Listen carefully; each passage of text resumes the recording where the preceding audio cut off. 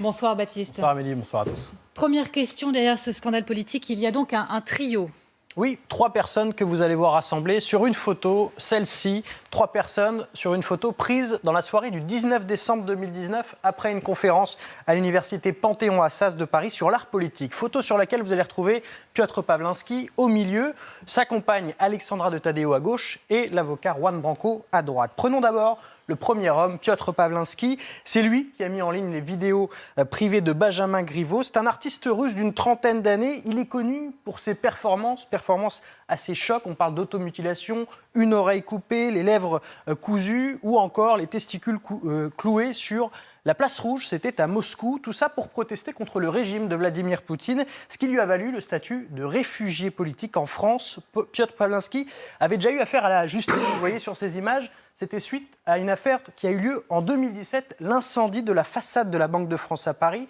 Et ça lui a valu une condamnation par la justice à 1 an de prison. Piotr Pawlinski a obtenu les vidéos privées de Benjamin Griveaux par sa petite amie Alexandra de Taddeo. Et justement, c'est le deuxième personnage. Alexandra Taddeo a 29 ans. C'est elle donc qui a échangé ses vidéos intimes avec celui qui était à l'époque le porte-parole du gouvernement. C'est les faits qui remontent à 2018. Elle est originaire de Metz, d'un milieu plus conventionnel que celui de Piotr Pawlinski. Elle est étudiante en droit à l'université Paris 2, mais elle est aussi passée par l'université d'Oxford en Angleterre. Elle parle parfaitement le russe et c'est une des langues qu'elle maîtrise. Et c'est elle qui va établir en fait le contact entre son compagnon Piotr Pawlinski et l'avocat Juan Branco en invitant cet avocat à cette conférence sur l'art politique qui a eu lieu donc au mois de décembre. Et c'est cette rencontre entre Piotr Pawlinski et Juan Branco qui va être décisive. Juan Branco a le même âge que la compagne de Piotr Pawlinski, 29 ans. Vous l'avez vu avec Maxime Nicole parce qu'il s'est fait connaître comme le défenseur notamment de ce personnage, de cette figure des Gilets jaunes. Mais il a aussi écrit ce livre, Crépuscule, c'était en 2019.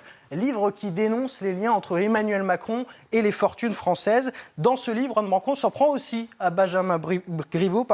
Il souligne son parcours, ses liens avec Dominique Strauss-Kahn à l'époque, et puis il s'en prend aussi aux avantages et aux salaires que pouvait avoir le porte-parole du gouvernement à l'époque. Juan Branco va passer la soirée du Nouvel An avec le couple Pawlinski de Taddeo, avant que le contact ne soit réactivé un peu plus tard. En fait, au début de ce mois de février, quand Piotr Pawlinski va vouloir montrer ces fameuses vidéos à cet avocat. Et notons d'ailleurs qu'à un moment donné, Juan Branco s'est dit être l'avocat de Piotr Pawlinski, mais il a été dessaisi finalement de l'affaire. Revenons au couple précisément. Que lui est-il reproché ?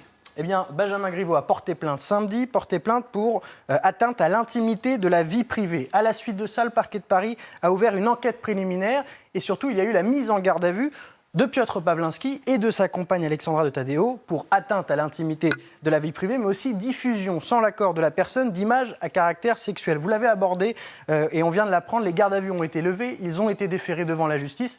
Et en fait, une information judiciaire sera ouverte demain. Vous avez aussi abordé le comportement en garde à vue. Piotr Pawlinski, lui, n'a rien dit, n'a pas voulu coopérer. Par contre, sa compagne, elle, a été beaucoup plus causante. Elle a notamment accepté la perquisition de son appartement qui est situé dans le 16e arrondissement à Paris. Elle a clamé son innocence, c'est important. Elle reconnaît la liaison avec Benjamin Griveaux, mais elle nie être à l'origine d'avoir fourni ces vidéos. Leurs téléphones ont été saisis, c'est aussi une donnée assez importante. Leur exploitation ne va pas se faire tout de suite. Soit il faut qu'il y ait l'accord des 2 personnes pour qu'on ait les codes finalement pour accéder à ces 2 téléphones, soit il faut l'accord d'un juge pour craquer les 2 téléphones. Certains parlent d'un complot, on va en reparler nous également.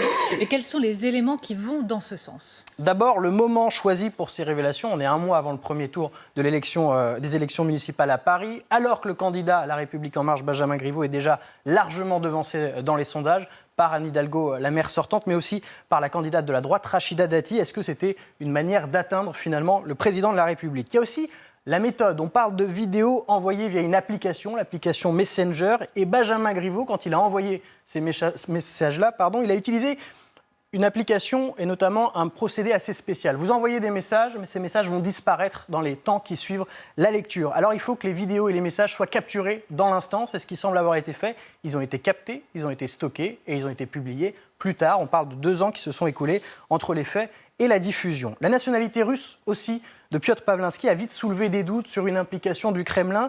Il faut dire qu'il y a déjà eu par le passé des affaires similaires en Russie. Il y a d'ailleurs un mot russe qui désigne ces affaires compromettantes pour des figures politiques. On parle de compromat, c'est une stratégie pour mettre à mal des figures importantes. Mais le conseiller de l'ambassade de Russie a réagi à ces accusations. C'était sur cette antenne, écoutez-le.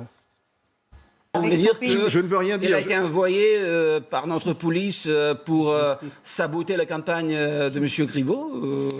Et vous voulez dire que nous avons notre favori parmi les candidats à la mairie de Paris? Il n'est pas employé par l'État russe. Je vais vous poser la question très directement. Non. C'est une affaire franco-française. Nous n'avons aucun lien, nous n'avons aucun contact avec lui.